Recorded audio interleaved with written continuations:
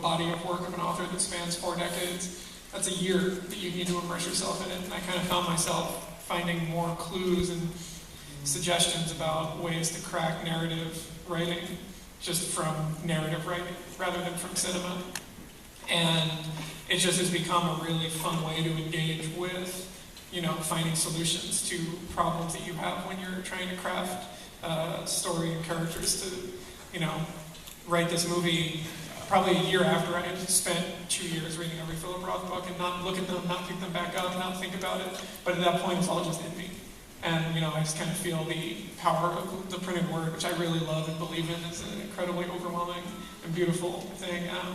Just kind of let it be there when I'm sitting at the desk putting the printed word down.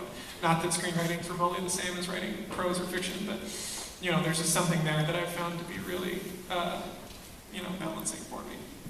Well, the thing that struck me was that, Philip Roth is someone who's spent his life writing novels that are essentially unadaptable into films. I mean, all due respect to the people who've given it a try, but they're just not, they just don't quite work. But this is, to me, when I saw it, I thought, oh, this is the way to engage with Philip Roth's world. Yeah, I think that's exactly, I should have just said that.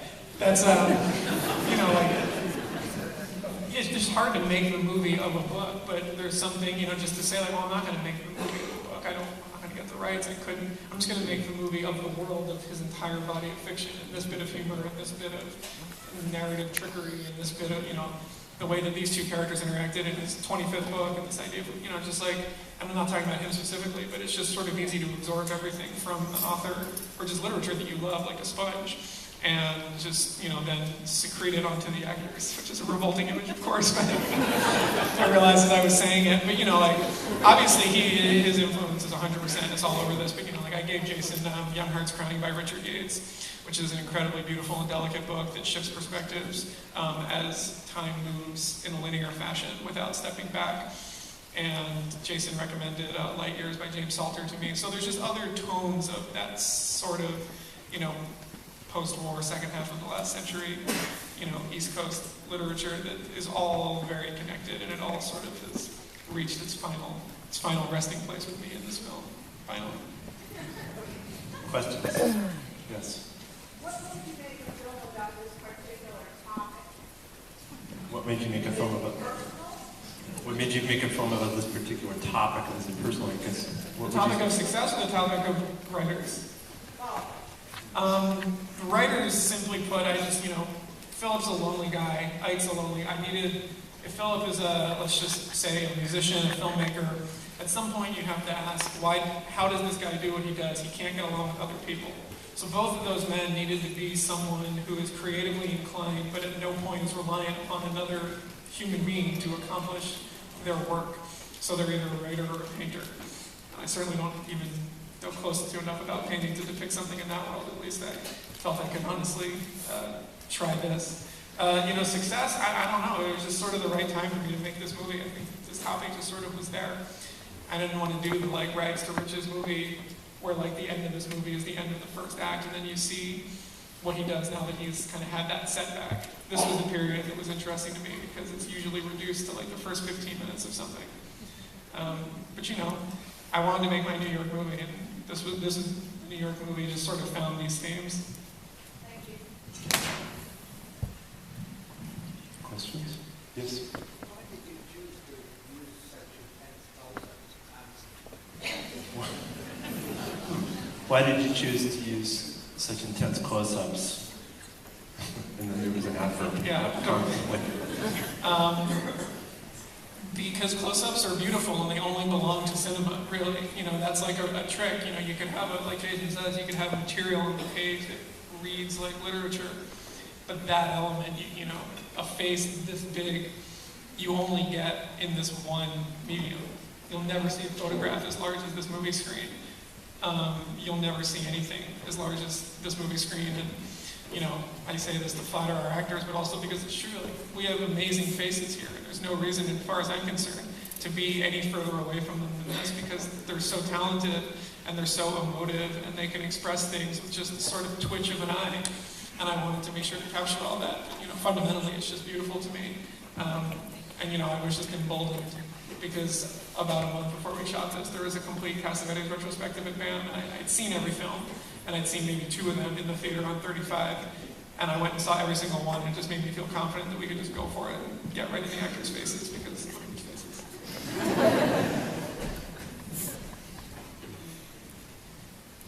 I was just wondering about the choice for the music or shooting Super 16 over here. Is that right? Yeah, Super 16. Question about shooting on Super 16. Yeah. How was the experience, and was there a specific reason? The question is about the fact that Alex shot the film on Super 16, and why, what was the experience like? Yeah, it's fun to answer that under opinion, since such film lives here. Because, A, it's beautiful. B, it is representative to me of cinema and the films that I wanted to make when I was growing up in the 90s, and this sort of independent film scene in America was becoming something. And C, movies are made on film. They have been for 120 years. It's only like in the last 10 that they haven't been, and that still doesn't really make sense to me. This is my 3rd film, all shot on film. We just shot a fourth feature film as well. I mean, why not? I feel like my responsibility to sort of bang the drum for it in light of, it being dying, so to speak, but it's just the most beautiful option, and nothing will ever replace it. And someday I could afford 35, but for this movie, handheld, pseudo-documentary aesthetic, Super 16 was definitely the way to go. There's nothing more beautiful to me than sitting up there watching a screen this big covered in that grain. Thanks for correcting Mike. That's right. Thanks for correcting my error, because I inadvertently said that this was your 2nd film, not your 3rd. No big deal. Well, as long as we're talking about your method of shooting, maybe we could bring your actors back into it, because, with Sean, the way that you and Sean work together, and the way that you work with the actors, how do you shoot? When you said you went to a Cassavetes perspective beforehand, the common thought about Cassavetes is that, he improvised all the time. We all know now that it wasn't true. But the rawness that you get and the freshness that you get, what's a day on the set like? I've talked enough, you can go right ahead. You want to do it? I'll just lead in. So basically the way we want to shoot every scene is that actors find the scene. Me, actors, we go through the scene. They would say like, well, where can I stand? And I'd be like, just anywhere, I don't care. If you want to sit, sit. If you want to lean on the wall, lean on the wall. If you want to go to the sink, go to the sink.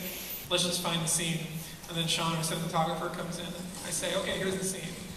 Jason starts here, Josephine's on the bed, Jason goes over to the dresser, Josephine gets up, she walks to the door, Jason goes to the door as well. Where are you going to be? And then he has to block himself as the sort of final performer in the scene. Yeah, absolutely, and he was really like another actor, as Alex just said, and everyone was sort of moving together, but in opposite ways. So if if Josephine moves to the right, then Sean... Takes 4 to tango. Yeah, it does take 4 to tango, right. In this movie. No, yeah, it really was sort of incorporating everything in the room, including the camera, as something to sort of dance with, as you're saying, and it was great because really sometimes even I feel like certain scenes I can't think of any off the top of my head, but were ones where like I would have to move, like Sean would have to come through, and like I'd be like holding him, like touching him, like sometimes so we were all intimate, and the other thing is that the bigger locations like Ike's house and I'm sorry about my throat, Ike's house. It's just so annoying. It's just so annoying. Also, we both do like having a lot of takes. Yes. Both actor will take and kind of forces you to create magic in Yeah. a more focused way. Yeah. You just realize that you just endlessly ask for takes for no reason on movies that are not shot on films, and so you're more concentrated and you're more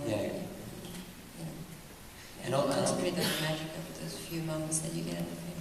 Even though you did give us a lot of takes, but less than a week, we're like endlessly asking for more at once. Yeah, mean, I know it's not math, but I would do some of those fighting scenes with Elizabeth Moss. We would do I would shoot my side of it, and it would be like 13 takes, and then she would do 2. And now it's like, great, let's move on. No, it's not a contest. This is art, you know. But it's not a great feeling. But I will say too, one of the things about that location, Lizzie's and mine apartment, and Mike's house, these locations were lit practically by the lamps and things in the room, and maybe an extra light here and there, but it allowed us to move 360 around the room, so actors can walk into various rooms and Sean just follow us, and so that's unusual. I feel like by most methods of working. So there was a kind of freedom that you weren't. That if you walked too far to the left, all of a sudden it'd be like a Red Bull, or some big part of the crew, like a backpack and stuff. That was everything that we were free to go anywhere because the whole thing could be an option to be in the movie at any given moment. Yes. It was really kind of exciting. Yeah. I have to say at this point, Sean, if not for him, he shot, 3 movies that are in the festival? Yeah, one of which is playing. Another one down the street, Al Mazel's movie, Iris, and then heaven knows what. And official cinematographer of this year's New York Film Festival. We're filming it.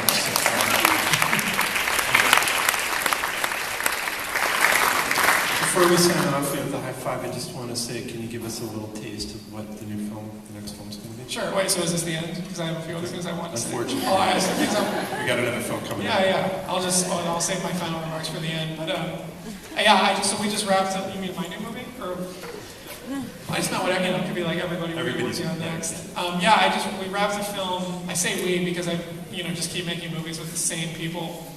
But I wrapped a film that Sean shot on Super 16. We wrapped it 2 weeks ago. It stars Elizabeth Moss again and 2 other New York Film Festival 2014 veterans, Catherine Waterston from Inherent Vice and Patrick Fugia from Gone Girl. And we did this sort of one location, miserable women movie to counterbalance this miserable men movie. And it's real different, but it was pretty, just to get back out there and have an opportunity to make another film. And, we're talking about repeat collaborations and talking about Sean, and now it's to have actors that are willing to trust you again. I saw your micro-budget movie, and then we made a big movie. You didn't make a mess of it, so let's make another one. And it's just incredible. And it just shows, that when actors put their faith in a guy like me, it's who knows what's going to happen. It's exciting. There's the information on my new movie. And I'm editing it with Robert Greene, and we have all the same, support. Anyone who's in this movie for a little bit who's a friend of mine is in that movie too. Because that's fun for me. While they're standing, can we just give a big round of applause to Keith Wilson?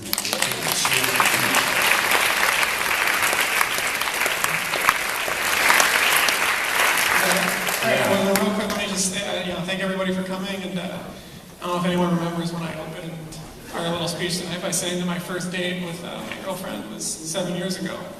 But I think I'll mention that we're done with being boyfriend and girlfriend. We're going to be husband and wife, and you're all invited. Thanks, everybody.